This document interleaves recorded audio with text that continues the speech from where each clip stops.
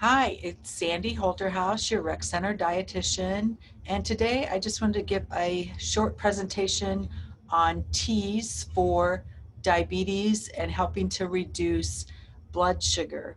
If you do have any questions once you see this presentation, please feel free to contact me at sandra.holterhaus@rockwellcollins.com. So let's go ahead and get started. First of all, what you need to know about drinking tea if you do have diabetes or prediabetes or even elevated blood sugars. So if you're approaching that mark where your fasting blood glucose is close to 100, in the 90s, getting close to 100, you may have some insulin resistance. So what you would want to do is choose unsweetened tea varieties so that you're not elevating your blood sugar from the sugar in the tea. And if you're drinking the pre-bottled teas, make sure that you're looking at those bottles, reading those labels, and checking the amount of carb, the amount of sugar that is added to those teas. I think once you start drinking tea, you will find that there's a really nice flavor to it, and you don't necessarily need to add that sugar or artificial sweeteners. And I do not recommend artificial sweeteners, even if you do have diabetes, um, because they do inflate that taste for sugar.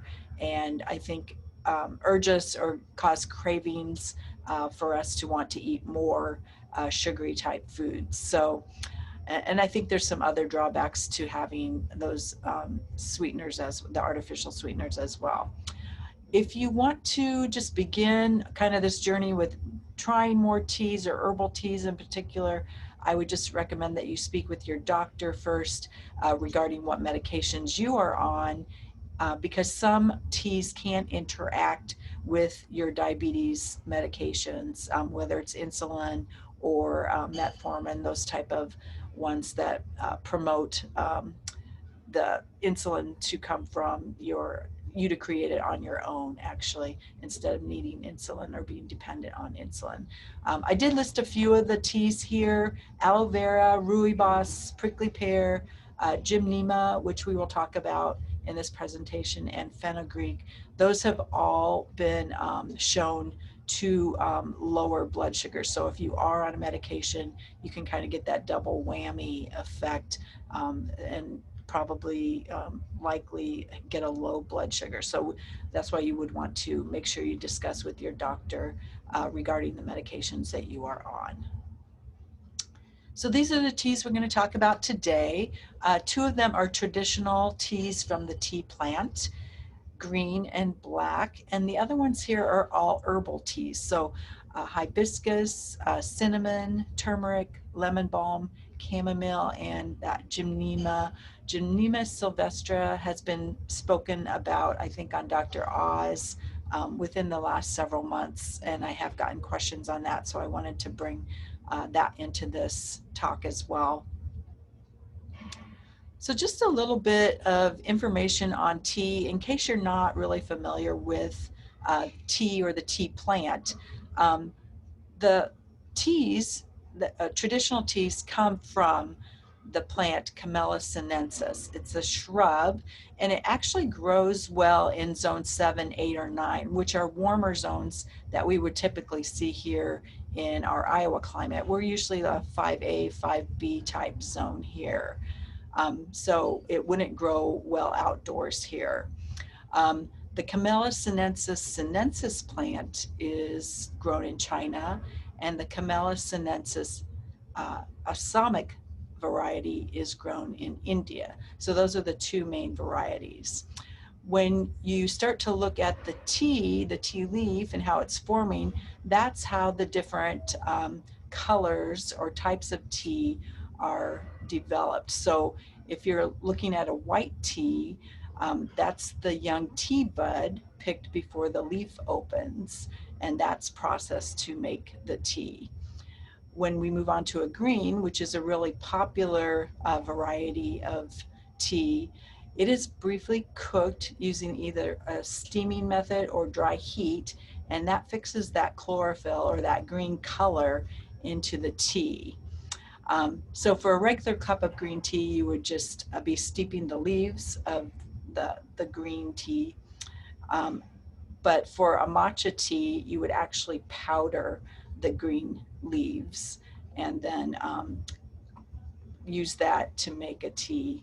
Um, and those are the matcha green teas are very, very helpful. Yellow would be fermented before it's dried, and it has a mellower taste than the green teas. Oolong is partially oxidized tea and generally a brown in color. Dark is the next level up, and it goes through 2 fermentation processes, and it's more probiotic. I know if you think of probiotic tea here in the United States, we think of the kombucha tea, but in general here we make that with a black tea base.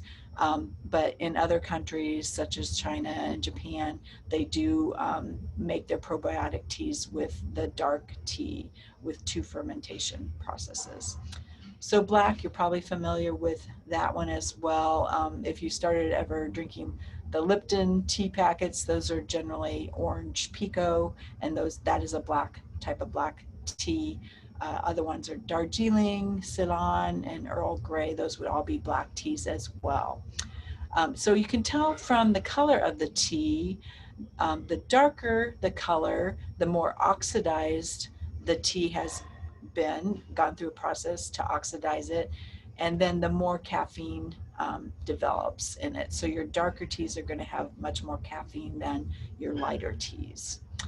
And then of course we have our teas that are made from other plants, and those are our herbals, and they are made from, the flower, the bud, the leaf, the stem, and the root. So all different parts of the plant can be used to make those herbal teas. So let's start with green tea here. So green tea can help reduce cellular damage, decrease inflammation in the body, and optimize our blood sugar control. And there's a type of substance in green tea called EGCG, or epigallocatechin gallate, and it stimulates the uptake of glucose into the skeletal muscles. So when we have a high blood sugar, we have a lot of sugar, glucose running around in our bloodstream, and we want our insulin then to come out of our system, come out of the pancreas, and then help push the sugar into the cells where it's needed in the body. And that's how it works in an efficient body. Green tea intake also reduces the fasting blood glucose and the hemoglobin A1C, or that average of your blood sugars over the last 3 months that the doctors will take when they do a blood test. It also can decrease the chances of developing diabetes in the first place.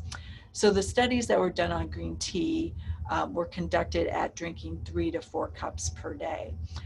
So my recommendation is with tea and coffee to have, up to 5 cups of tea and coffee per day. So total of 5 cups. The only reason you wouldn't want to have that much, is if the caffeine affects you and you're not able to sleep at night. So that would be the drawback to having too much, tea or coffee during the day. But I like to recommend you get a variety of different teas in and trying them, and they all have a lot of different purposes that can be helpful for the body. Black tea, it can decrease inflammation in the body. It's also very antioxidant. It helps stabilize the blood sugar, and it can also possibly protect those insulin secreting cells of the pancreas. And again, note the studies were conducted using 3 to 4 cups of black tea a day.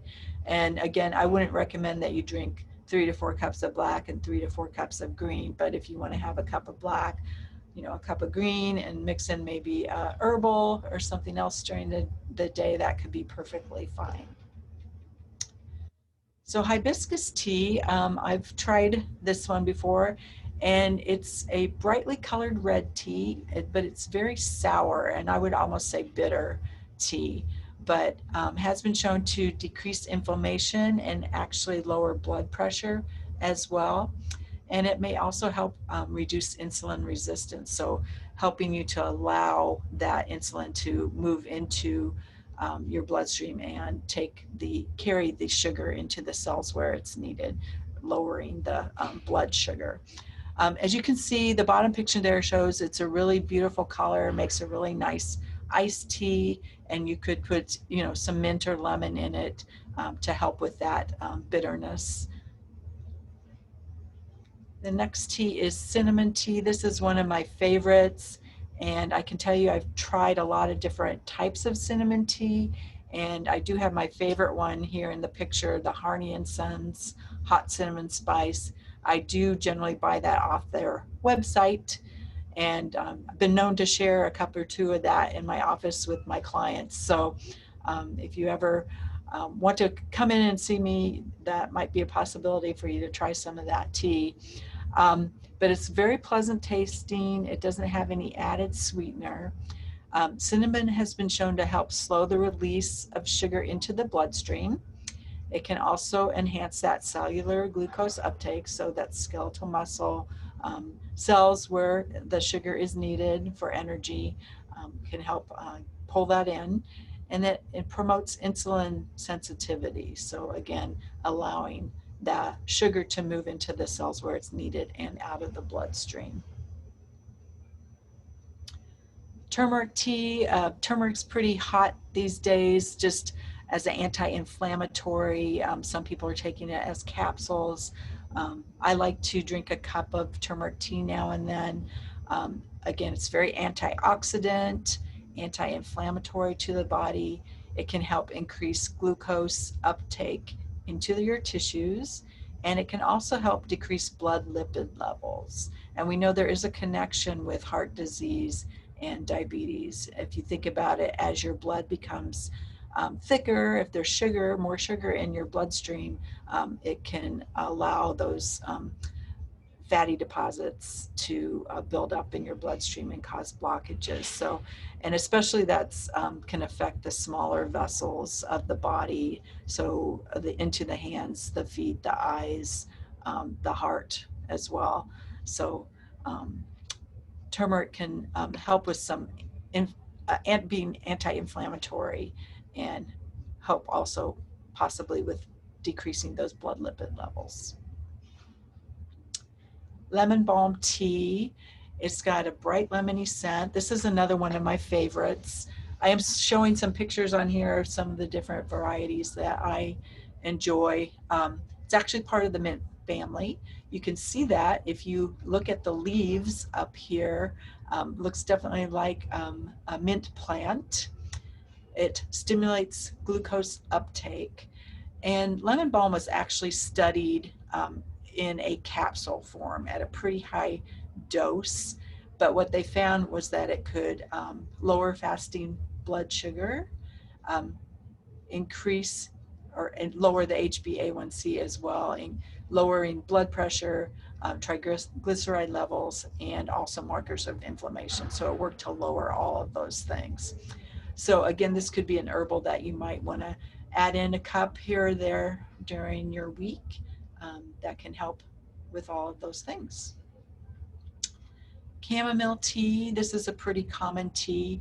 We usually think of it for calmingness, but what they did with the study is they had participants drink 5 ounces of chamomile tea right after their meals, their 3 larger meals of the day, so 3 times a day, and they found that it significantly lowered HbA1c and insulin levels. So that could be something that maybe you want to add to your routine, just to have a small glass of chamomile tea after each of your larger meals during the day. It also showed an increase to antioxidant levels in the body. And again, it's very calming tea as well. And then Gymnema sylvestre. This again is a tea that's been, touted on maybe Dr. Oz and some other health shows out there. But I just want to caution you, if you do want to try Gymnema tea, if you do have diabetes, if you're on any type of medication for lowering your blood sugar, that you would want to speak with your doctor, because again, this one can decrease your blood sugar level. So you might get a super low if you were to combine it with your medications. So one thing that drew my interest with this type of tea is it decreases sugar cravings. It's been shown to do that, decreases blood sugar levels, enhances the insulin sensitivity, and it may also help decrease cholesterol levels and aid in weight loss. And I've tried this tea. It is another very bitter tea, so it might not appeal to all people. But again, I wouldn't start drinking this unless you did discuss this with your doctor first. They may want to monitor you more closely for lows, or decrease your medication if you started to drink this and notice that your blood sugars were beginning to go down. So that is all I have. I did use 2 resources to put this together. They were both from Healthline, Tea for Diabetics, and also the Gymnema sylvestre benefits. I hope you enjoyed this presentation. And again, if you have any questions, want to speak with me, you can contact me at sandra.holterhaus@rockwellcollins.com. Thank you.